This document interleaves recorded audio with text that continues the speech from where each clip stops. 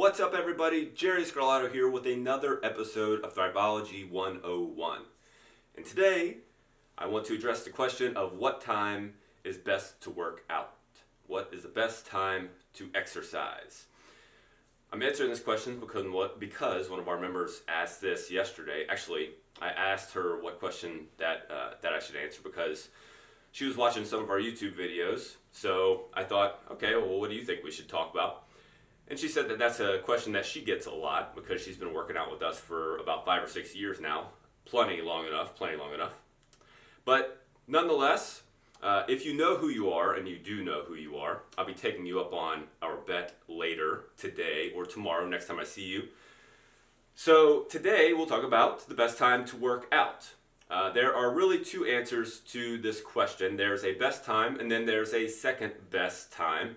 For most people, for many people, it's going to be following the second best time, which you'll understand why once we get there. But first, the best time to work out, the scientific answer, the real reason, the real answer to the best time to work out following your body's natural rhythm. So in order to understand this, we have to understand a little bit about lions, tigers, and bears. Okay, so not really lions, tigers, and bears. However, you do need to understand about dolphins, lions, bears, and wolves. Dolphins, lions, bears, and wolves. So these are the four chronotypes that Michael Bruce talks about in his book, The Power of When. I strongly suggest that you get it. He talks a lot about, so he breaks down the four chronotypes. He talks a lot about when it is the best time for you to do a whole host of different things, including exercise. So I encourage you to get it and watch it. Watch it. You don't watch a book. You get it and read it or listen to it if you do Audible like I do. So, dolphins are light sleepers.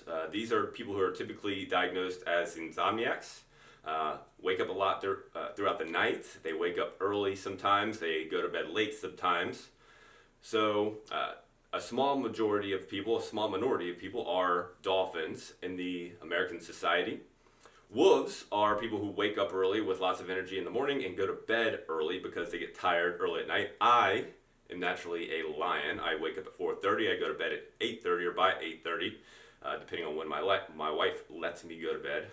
I'm just kidding. And then there are bears. Bears tend to follow the natural rhythm of the sun. So as the sun comes up, they'll kind of come up. Sun comes up depending on the time of year. I don't know, whatever you want to call it, 8 o'clock, 7:30, something like that. And then the sun goes down. Whenever the sun goes down is generally speaking when a bear will go to sleep. Bears are the type of people who generally need more sleep than the other three chronotypes. So they need at least 8 hours of sleep. They're just restful type of people. And then there are wolves.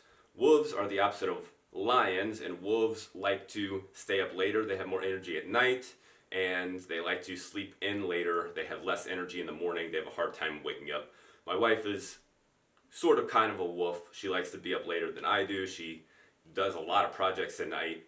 Sometimes she'll stay up overnight to do things. Absolutely nuts. I don't understand it, but she's more productive than me. I can certainly say that.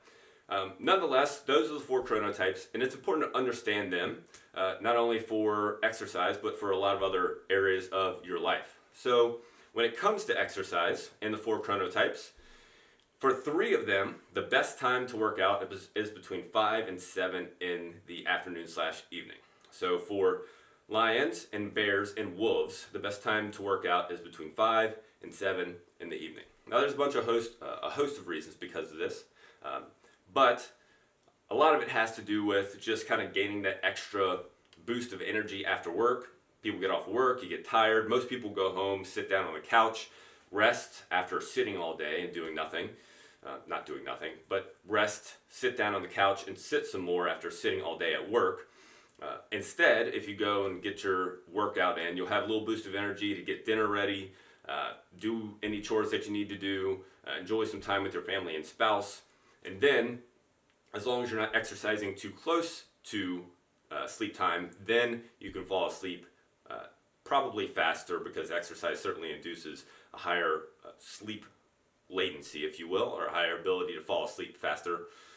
So that's for those three. And then for dolphins are the ones that are more insomniac-like. They tend to wake up periodically throughout the night. They have a hard time staying asleep.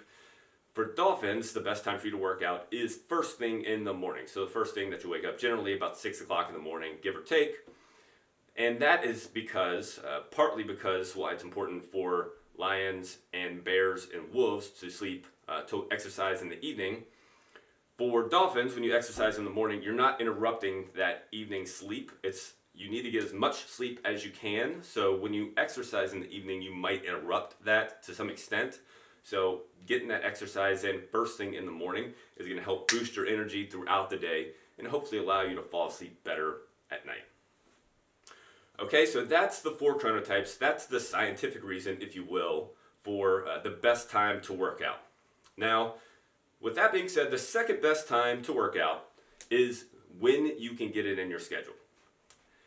There's no scientific backing behind this. It's simply when you can get it into your schedule. There are many people who talk about they don't have time to work out. But the truth of the matter is, everyone has time. It's just that you're not finding the time. It's like saying you don't have time to get gas in your car when you're running low on gas. Your body needs to move. Your body needs exercise. It needs to do it, just like a car needs gas in order to run. Without gas, it doesn't do anything. It won't move. Your body is the same. If you don't give it exercise, if you don't give it movement in your life on a regular basis, then you're going to have a hard time as you age. Many of our members, I'm not picking on them, but many of our members, 50 and older is our demographic. When they walk through the door, don't move well, have little to no energy, and that's their biggest wants. They want more energy, they want to feel better, they want to move better. I get it. They've been sitting their whole life. They've spent a lot of time with their family and focusing on their family, not focusing on themselves. And when that happens, you have no gas. And when you have no gas, you're not able to perform and function as well as you could, as good as you could. So the second best time, which is the time that most people are going to have to do it, is the time that you can get it into your schedule. If you're watching 3 to 5 hours of TV like the average American does, you need to cut that out. That's when you need to work out. If you're looking at your phone 3 hours a day, which is what the average American does, you need to cut that out. You need to exercise. So you can find the time, you're just not making the time. Okay? So you have your good scientific reason for the best time to work out, and then you have your reality kick you in the butt reason for the best time to work out. It's your choice which one to follow. If you have any questions, feel free to reach out and let us know. Be sure to subscribe if you have not already. Also, any comments below for any questions, I already talked about that. And like, share, do all those wonderful things. Until next time, my friends, here's to your success and fitness mastery. I'll catch you next week.